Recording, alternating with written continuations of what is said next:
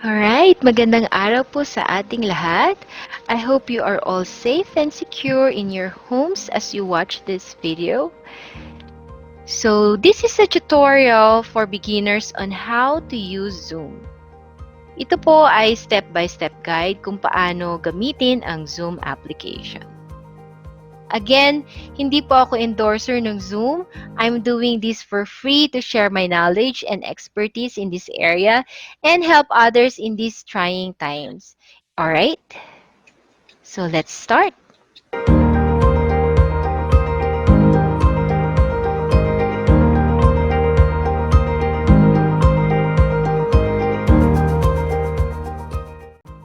Ang next topic po natin ay paano mag-host ng isang Zoom meeting. How to host a Zoom meeting.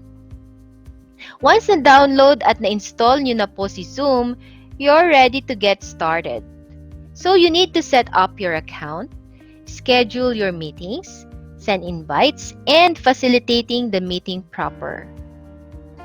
Setting up your account. Okay, so there are two options on how to open the Zoom app on your desktop. One is on your browser. So browser, ibig sabihin, you can either use google.com, Firefox, Mozilla Firefox, or Brave, or Microsoft Edge, Opera, and any other browsers na paborito nyo. Number two, you can type zoom.us and it will open a window na katulad ng nasa picture. Kung wala ka pang account, you can sign up for free using your Google email, SSO, or your Facebook account. Kung meron ka naman ng Zoom account, you can just click join the meeting or host a meeting with video off, video on, or screen share only. Alright, so another option is to open your Zoom app at the bottom of the Windows Start menu on your desktop and either choose join a meeting or click the sign in button.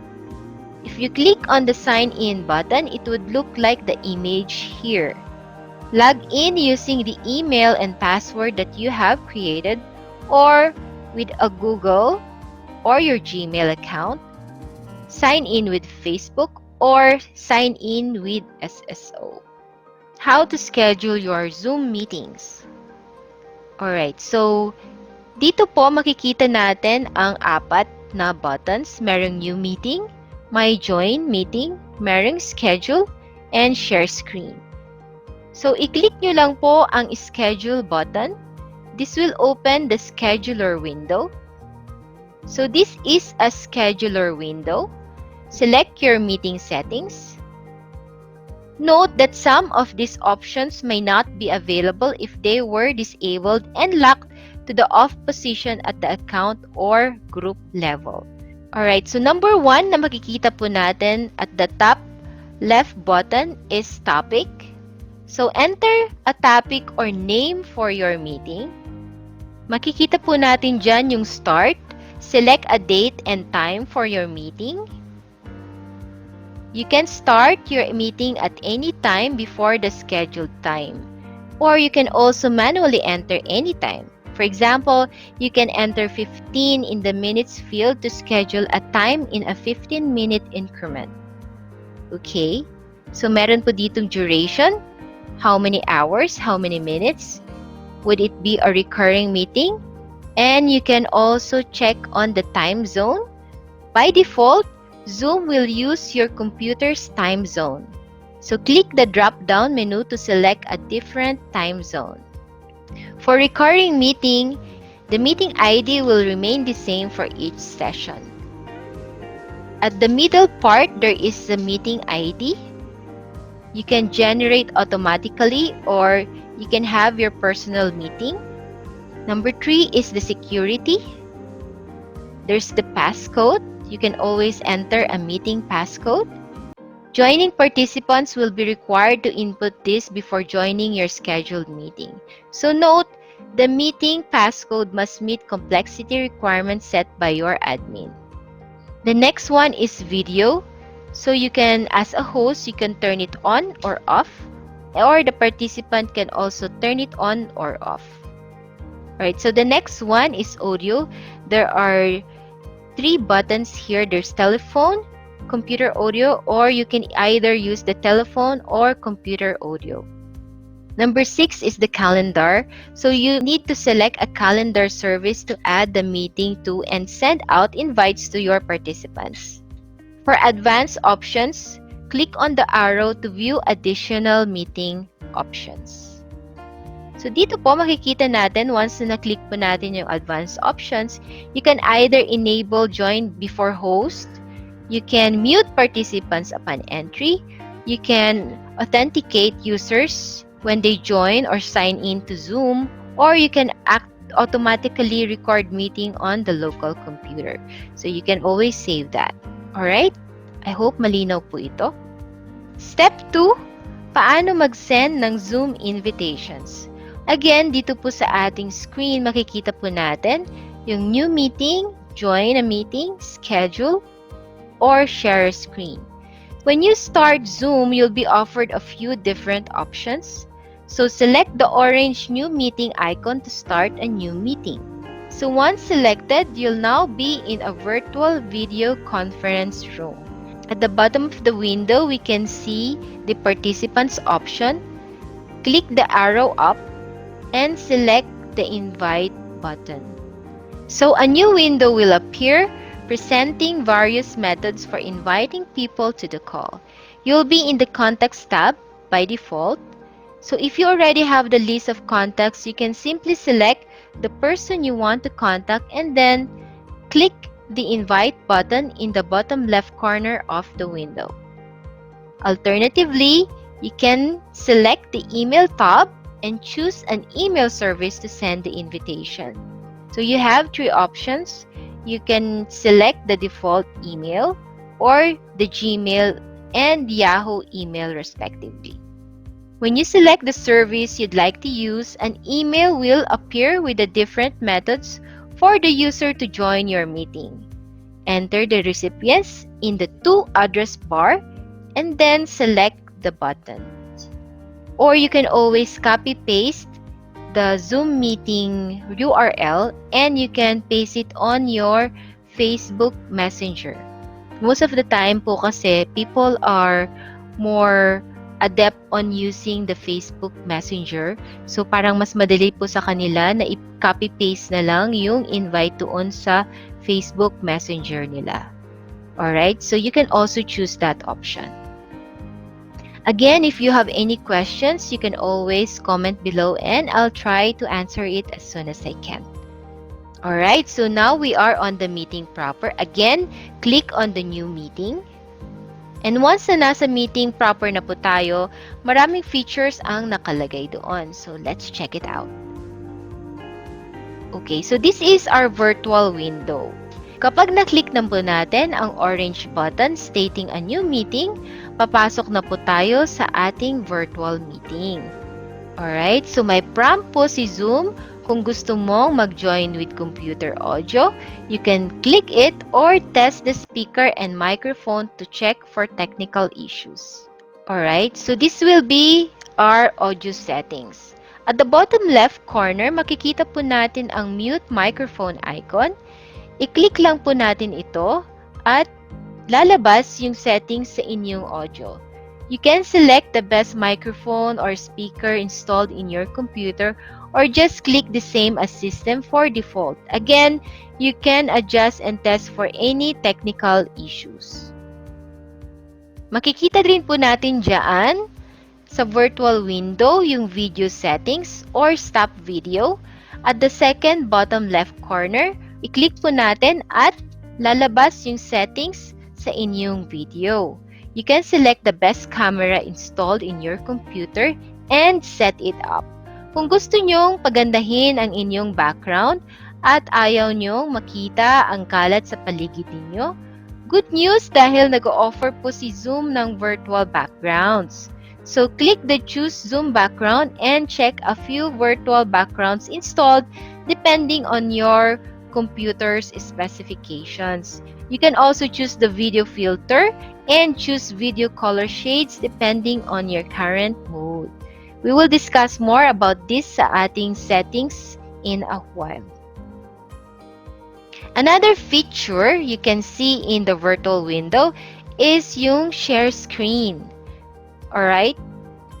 So from your call screen, click the share screen button. So whether you do so on your phone or in your computer, this button is found at the bottom center. Tap on your screen or move your cursor if this menu has disappeared. You can also use the Shift plus Command plus S shortcut on your Mac or Alt plus Shift plus S on your PC.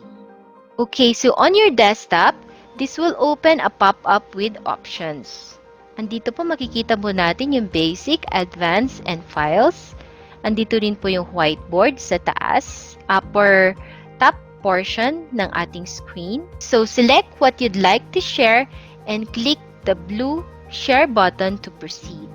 So in this case, we have selected the Google Chrome browser. At dito po makikita natin yung blue share button at the bottom right corner of our screen. One tip I can give you is don't forget to click the share computer sound if you are sharing a video or a music.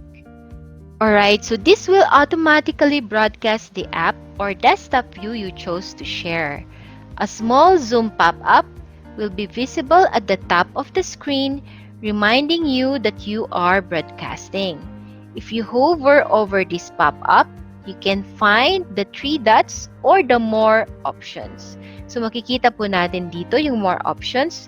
There's chat, breakout rooms, you can record, meeting info, disable annotations for others, hide names, hide video prompt, hide floating meeting controls, and so on. Another thing is if you'd like to share a different screen, click the green New Share option in the middle. This will reopen the menu where you can choose or you can switch apps or choose to use the whiteboard. In addition to the New Share option, you'll find other helpful buttons. Alright, so the next feature in our virtual window is the recording button. So every version offers the option to record your meetings, which you can start manually or automatically. You do need permission to do so though. The meeting host will have to enable recordings in settings. It's worth checking your account settings to make sure recording is enabled before you get started. Okay, so during the meeting, you can also see which participants are recording the meeting, and those on the meeting will also be told when the meeting is being recorded. When the call is over, the Zoom app will automatically convert the recording into a usable MP4 video file. The next feature in our virtual window is the breakout rooms. This allows you to split a single call into individual groups so participants can then have their own conversations. So, may option po dito na you create breakout rooms so you can assign participants according to their numbers automatically or manually. Kung marami po kayong participants, pwede nyo po itong gamitin para magkaroon sila ng interaction sa bawat isa. The next one is the Zoom reactions. So meeting participants can now react during a meeting by an emoji to communicate without interrupting the meeting. So kung meron kang gustong reaction, kung gusto mo mag-raise ng hand, pumalakpak, mag-thumbs up, you can always check out this reaction. So reactions will disappear after 5 seconds. By default, the meeting reactions have a yellow skin tone. On the Zoom desktop client for Windows and Mac, you can also set your skin tone. So, pwede po siyang palitan kung anong color ang skin tone na gusto nyo. Alright, our last option in our virtual window is stream live on Facebook or YouTube. So, for Pro account users, you can also share or stream your Zoom meetings live on social media like Facebook or YouTube. Just click on the Live Facebook or Live on Workplace by Facebook or Live on YouTube.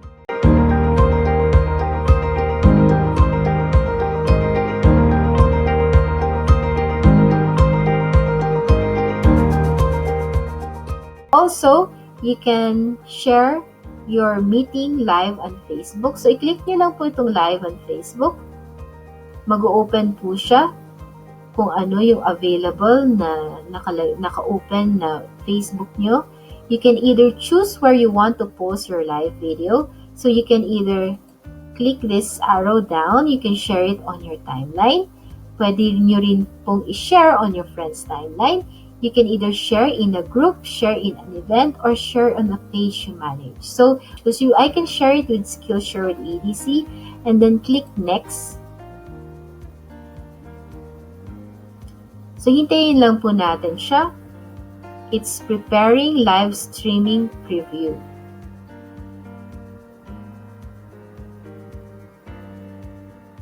Alright. So, magpipreview lang po si FB. Ganyan. So, make sure na yung stream niya po is on 0 dito. And naka-preview siya. So, makikita po natin yung ating itsura dyan. So, you can put something here, something about, so for example, it's Zoom test. Alright.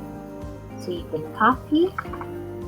And then you just paste here sa title. You can tag your kung ano yung topic nyo sa meeting na yun. Or you can also share it to your groups. And then you can click the go live button. In this case, hindi ko po siya i-click kasi this is a Zoom test. So, baka makita ng aking mga followers sa aking page. But you can just click this and you are live on your Facebook account. Pwede nyo rin po siyang i-double check. You can open a new window here. I-open nyo po yung inyong page to check kung talagang naka-live na kayo sa Facebook. Okay? Alright. So, that's how you go live on Facebook. So, after you're done with your live stream, you can click the Stop Live Stream button and it will automatically remove your live stream. You can also click live on YouTube.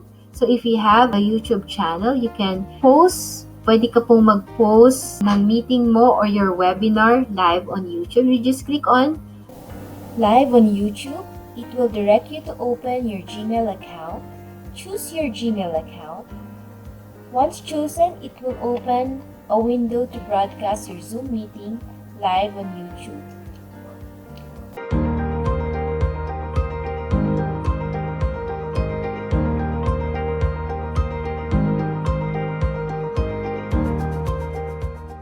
Input your Zoom meeting ID on the space provided. In this case, we will type Zoom test. Then click the Go Live button. Since this is a mock-up, I will just leave it as is, and that's it. Once you're done, just close your browser.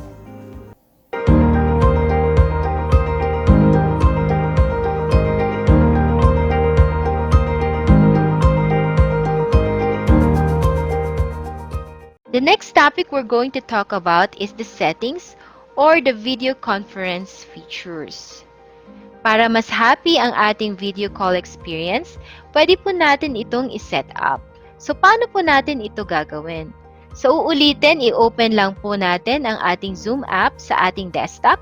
We can sign in and go to the settings option sa ating dashboard. Nandito po siya sa ating top right corner ng ating screen below sa ating picture profile. So once na naklik po natin yung ating settings feature, ang una po nating makikita ay ang general feature. Pwede po tayong mamili kung ano-ano ang kailangan natin sa ating video call experience.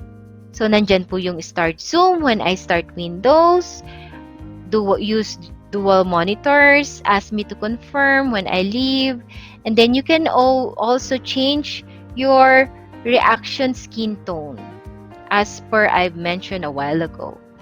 Or you can stop my video and audio when my display is off or screensaver begins. Okay? So, depende po sa inyo kung ano ang inyong i-check dito sa options na ito. Sa ating video settings naman, Depende po sa inyo kung ano yung preference ninyo sa settings na ito. Pwede nyong palitan ang inyong camera settings and so on. Andito po yung ating My Video, Enable HD. You can also mirror my audio, touch up my appearance. Pwede nyong pagandahin kung ano yung itsura nyo sa inyong video. Zoom offers the ability to improve your looks when you're on a call. You can adjust low light, ganyan, may automatic. You can always check on the automatic option, may drop-down menu po dyan. Or you can turn off my video when joining a meeting. So again, depende po sa inyong preference kung ano yung i-check nyo sa options na ito. Sa ating audio settings, as I've mentioned a while ago, you can select the best microphone or speaker installed in your computer. Again, you can adjust and test for any technical issues.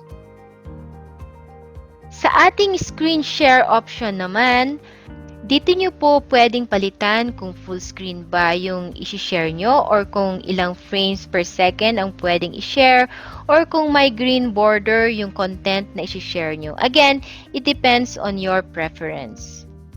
Sa ating chat option, with this feature, you're able to send messages privately to an individual or to a group within a meeting. You can always change your status to away if inactive for 15 minutes and so on. Background and filters. One of the platform's more lively features is the virtual background. This allows you to display an image or video as your background. So on a Mac or PC, for instance, just open up your Zoom client, click on the setup icon on the corner and select the virtual background in the side menu. Zoom provides a few virtual backgrounds. Click on the ones you'd like to use. If you would like your own background, click on the plus sign above and to the left of the sample backgrounds, choose an image from your computer and add it. So the company recommends using a green screen and a good webcam to get the best results, but it is possible to use a virtual background without a green screen. Okay, so as well as virtual backgrounds, makikita din po natin dyan sa isang tab yung video filters. You can choose either add simple color shades to your camera like sepia, black and white, and such, or select from several filters to add cartoon stylings to your camera. This might not be ideal for business calls, but should make things more entertaining with friends and family. Recording. In order to record a Zoom meeting, you must choose whether to use the local or cloud options.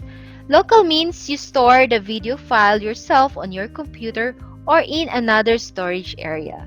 With cloud, which is for paid subscribers only, so you can use cloud if you are on a pro, business, or enterprise plans.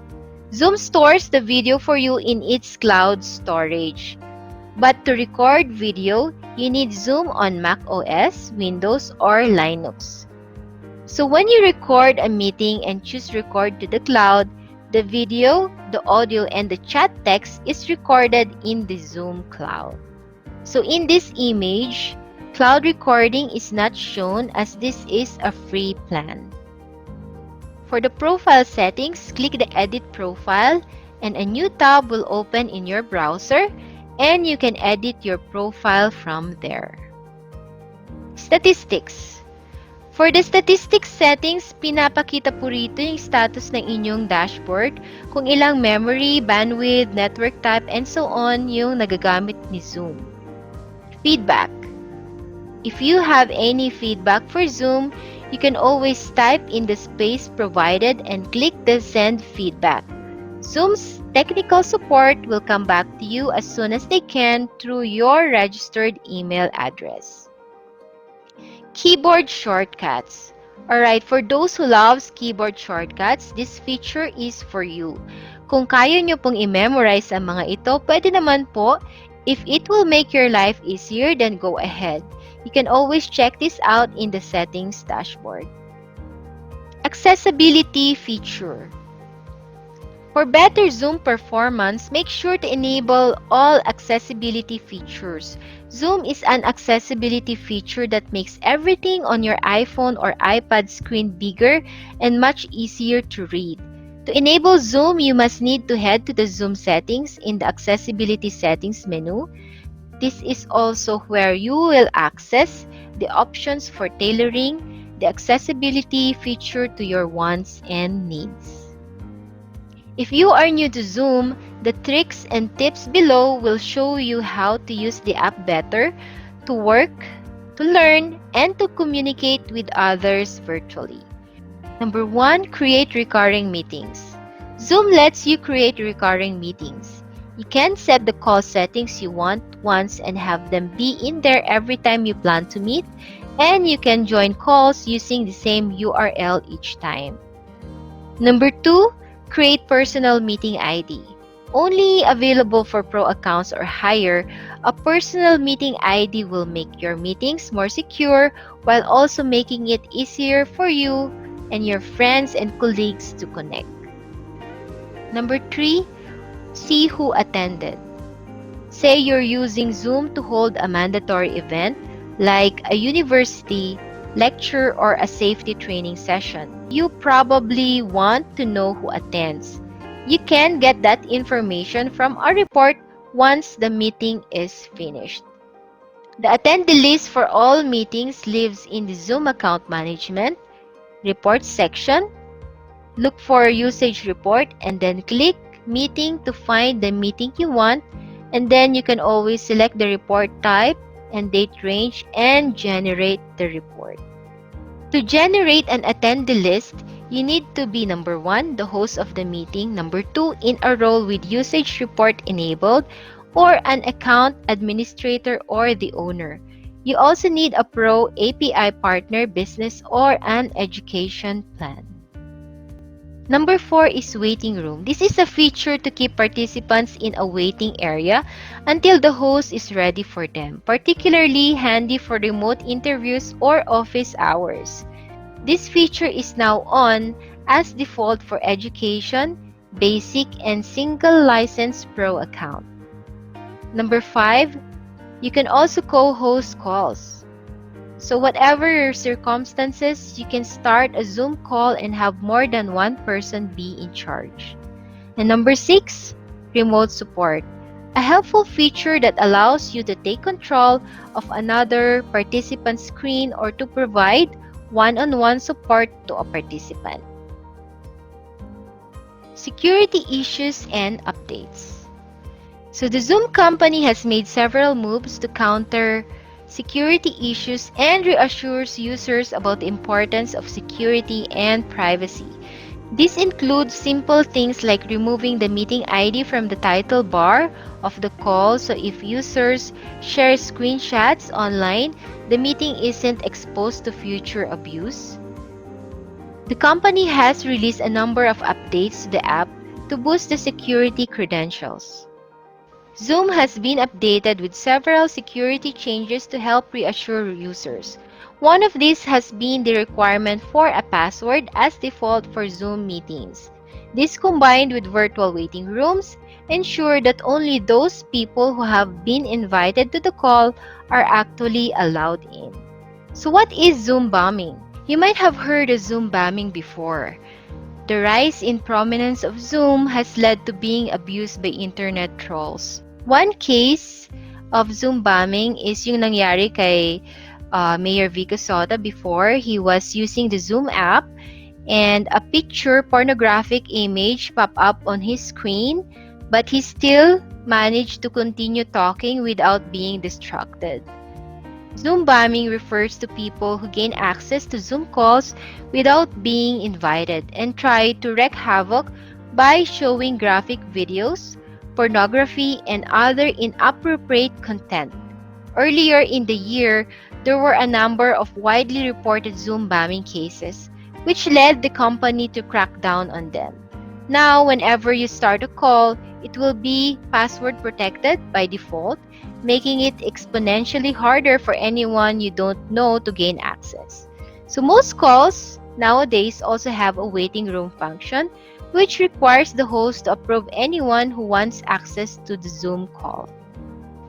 As we end this tutorial, I only have one question for you. What's your takeaway? Zoom can be simple, super dali po ni Zoom, but it's difficult to master. So, even with this tutorial, I suggest for you to take time to explore the app on your own and discover everything it has to offer. With time, using Zoom to meet up with your colleagues, with your family, with your friends, or your schoolmates will be as natural as meeting someone in real life. For additional guides, feedback, and questions, please go to Zoom Technical Support at support.zoom.us. Finally, thank you so much. I hope marami po kayong natutunan sa video na ito. Again, hindi po ako endorser ng Zoom. I'm doing this for free to share my knowledge and expertise in this area and help others in these trying times. Again, if you have any questions, please feel free to chat in the comment section and I'll try to answer it as soon as I can. You can thank me by sharing this video to your friends, to your family, to your colleagues, to your workmates, or to your lolo and lola and other senior citizens na kakilala nyo para matuto po sila kung paano mag-join ng meeting sa Zoom. Maraming salamat po and to God be all the glory. Again, you can like and share this video and please subscribe on my YouTube channel, Skillshare with ADC. Don't forget to click the bell icon to get new updates. And always remember, sharing is caring. Maraming salamat po. Have a good day.